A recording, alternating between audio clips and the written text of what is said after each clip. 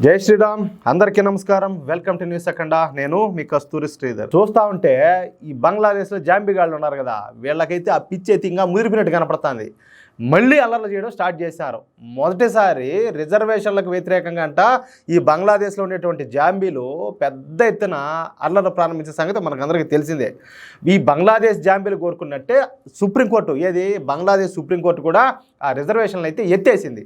తరువాత బంగ్లాదేశ్ అప్పటి ప్రధాని అయినటువంటి షేక్ హసీనా రాజీనామా చేయాలని చెప్పేసి గొడవ స్టార్ట్ చేశారు. అంటే మళ్ళీ సెకండ్ స్టెప్, షేక్ హసీనా కూడా 45 నిమిషాల్లోనే రాజీనామా చేసి వాళ్ళ మొహాన భారత్ భారత్కు వచ్చేసింది. మనకు తెలుసు కదా ఈ విషయమా. ఇక ఈ జాంబీగాళ్ళకి ఏం చేయాలో అర్థం కాక ఏం చేశారంటే ఈ గొడవలను హిందూ వ్యతిరేకలుగా మార్చేశారు. అంటే ఏదో ఒకటి కావాలి వీళ్ళు. ఆ సినిమాలో చూసిన జాంబీలు అంటే ఎట్టుంటారా, నేను ఊరికే జాంబీలు అంటే మీరు ఏమని అనుకుంటారేమో, పిచ్చోళ్ళు మారేట్టు పోతా ఉంటారు వీళ్ళు. హిందువులు ఎక్కడ కనపడితే అక్కడ దాడులు చేసి హిందువులను హత్యలు చేయడం, హిందూ మహిళలను సామూహిక అత్యాచారాలు చేయడం, ఇవన్నీ కూడా చేసాగినారు. అది కూడా అత్యంత కిరాతకంగా, దారుణంగా, కనీసం మనసాక్షి అనేది కూడా లేకుండా బిడ్డల ముందరనే తల్లుల్ని అత్యాచారాలు చేశారు. ఇటువంటి దరిద్రపుండా కొడుకులు ఏమి ఎందుకులే. ఇక హిందువులను అయితే ధ్వంసం చేయడం, హిందువుల వ్యాపారాలను, ఆస్తులను తగలబెట్టడం వంటివి చేయడం మన సోషల్ మీడియాలో అయితే వీడియోల రూపంలో ఎన్నో చూసినాం మనం. ఆ తరువాత బంగ్లాదేశ్లో నోబెల్ అవార్డు గ్రహీత అయినటువంటి మొహమ్మద్ యూనస్ నేతృత్వంలో మధ్యంతర ప్రభుత్వాన్ని ఏర్పాటు చేసినారు. మొహమ్మద్ యూనస్ కూడా కొంచెం అట్ట ఆచితూచి, ఎందుకంటే దాని వెనక ఏంటంటే మన దేశం ఒత్తిడి కూడా ఉన్నది, భారతదేశం ఒత్తిడి కూడా ఉన్నది. ఆ ఒత్తిడితోటి కొంచెం నిదానంగా ఆచితూచి వ్యవహరించడం ప్రారంభించాడు. మొహమ్మద్ యూనస్ కొద్దిగా ఆలోచనపరుడు కావడంతో ఏ నిర్ణయమైనా ఆలోచించి తీసుకోవడం స్టార్ట్ చేసినాడు. దాని వెనకుండే ఒత్తిళ్ళు కూడా, అది మాత్రం మర్చిపోవద్దు, మీరు ఆ పాయింట్ మర్చిపోవద్దు. అయితే మళ్ళీ ఏం జరిగిందో ఏమో కానీ ఈ బంగ్లాదేశ్ జాంబీగాళ్ళంతా మళ్ళీ రెచ్చిపోవడం స్టార్ట్ చేశారు.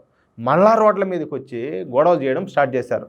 ఈ మొహమ్మద్ యూనస్ ఒక డిక్టేటర్ మాదిరి పనిచేస్తున్నాడంట. పెద్ద ఎత్తున బంగ్లాదేశ్ జాంబీగాళ్ళంతా తిరగబడడం స్టార్ట్ చేశారు. వేలాది సంఖ్యలో ఈ విద్యార్థులు ఈ హాకీ స్టిక్లు ఉంటాయి చూడు, హాకీ బ్యాట్ అంటారు, అవి తీసుకొని రోడ్ల మీదకి వచ్చి అయితే ఇంకా వీరంగం చేస్తున్నారు. ఇంకా మామూలు డ్యాన్సులు కాదు, రికార్డ్ డ్యాన్సులు, బ్రేక్ డ్యాన్సులు అన్నీ కలిపేస్తున్నారు ఆడ. ఈసారి నేరుగా బంగ్లాదేశ్ సెక్రటేరియట్ మీద కూడా దాడులు చేయాలని చెప్పేసి పూనుకున్నారు. ఈ దాడుల్లో 40 మంది అమాయకులు అయితే తీవ్రంగా గాయాలపాలన్నట్టు తెలుస్తుంది. ఈ బంగ్లాదేశ్ జాంబీగాళ్ళు ఏం చేశారంటే ఈసారి ఒక కొత్త స్టెప్ అనమాట. ఇదైతే మనకు కొంచెం సంతోషమే. ఏం చేశారంటే ఈ దరిద్రపు ముడాకుడికిలే వీళ్ళే 2 గ్రూపులుగా విడిపినారు.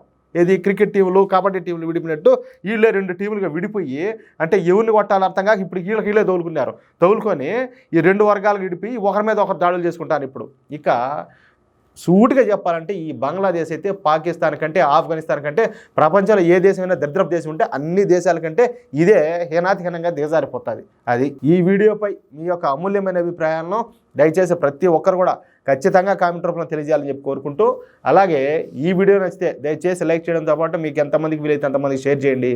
అట్లాగే ఇంతవరకు ఎవరైనా కూడా మన ఛానల్ సబ్స్క్రైబ్ చేసుకోకపోతే దయచేసి ప్రతి ఒక్కరూ ప్లీజ్ ప్రతి ఒక్కరు మా ఛానల్ సబ్స్క్రైబ్ చేసుకోండి. మేము అందించే ప్రతి ఇంట్రెస్టింగ్ వార్తలు పొందడానికి తప్పనిసరిగా నోటిఫికేషన్ సింబల్ అయితే ఆన్లో పెట్టండి. ప్లీజ్ సపోర్ట్ చేయండి. జై శ్రీరామ్.